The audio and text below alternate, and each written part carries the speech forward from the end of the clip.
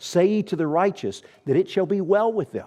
He's talking about a nation that's about to fall. And he says, when you fall to the coming invading armies, the righteous, God will watch over them, for they shall eat the fruit of their doings. Woe, he says, unto the wicked. It shall be ill with him. As for my people, he says again, children are their oppressors, and women rule over them. O my people, he says, O my people, they which lead thee cause thee to err. The leaders, he is saying here, have risen up to lead the nation into sin, into sexual sin like Sodom, into moral perversion and boasting in sin like Sodom. And he says, to destroy the way of the old paths. When the leaders rise up and say, we're going to cast off all the values of the past generation, all the biblical values, all the moral values. Is this not a description of exactly what is happening in our land today and around the world in so many nations? That we have a whole nation that seems to be cowering to a group of people, I'll just say it this way,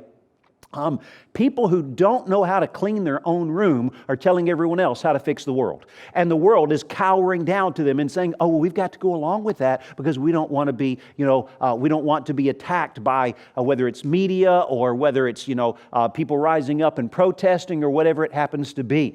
There needs to be some courage. But what has happened? The description here, and it's what's happening in our own day is this, that men of honor, men of character have abdicated their role. There are no more fathers in the homes. There are no more godly men leading in places of political power and among the priests and the prophets and so forth. Instead, we see that men have abdicated their role as godly men, leaders, characters, fathers, husbands, and so forth. And because of that, a vacuum has been created. And into that vacuum has not risen great women of character to say, we'll step up and lead where the men didn't. No, base men are all that are left, and now base women are rising up, and a base younger generation is rising up. Understand, they're people of honor among every age and every gender. But what's happened here is all the people of honor, they've abdicated their role. What's happened in our own culture? Now the idea of male leadership is seen as the oppression of the patriarchy. It's seen as something that we've got to get rid of.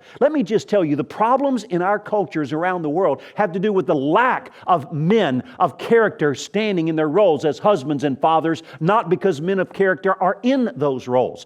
We have the issue and the problem now when it talks about children ruling over them. Well, first off, it seems like we've got a generation that is completely controlled by the youngest, but the word for children there is not just, don't just think of like small children ruling over them. No, the word is used of Joshua once he was a military leader for Moses. It is used of Joseph at the age when he was actually starting to rule in Egypt. So it's talking about a younger generation is rising up and casting off the values of the past generation. And they're rising up and they are now oppressing and saying everyone has to do everything the way that we say it has to be done. And we've got to cast off all the past values.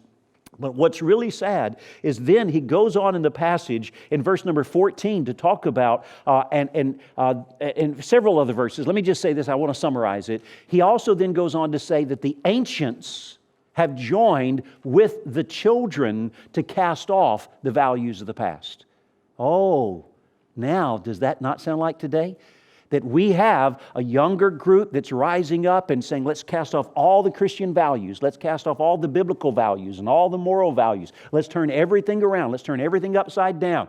And if they were alone, it would be one thing. But in business and in government, we have those who are older and should have character and should know better and know the values of truth and the values of the past, and they are helping them and they are leading. And we see that in every sphere of culture and society, in nation after nation after nation after nation all around the world today.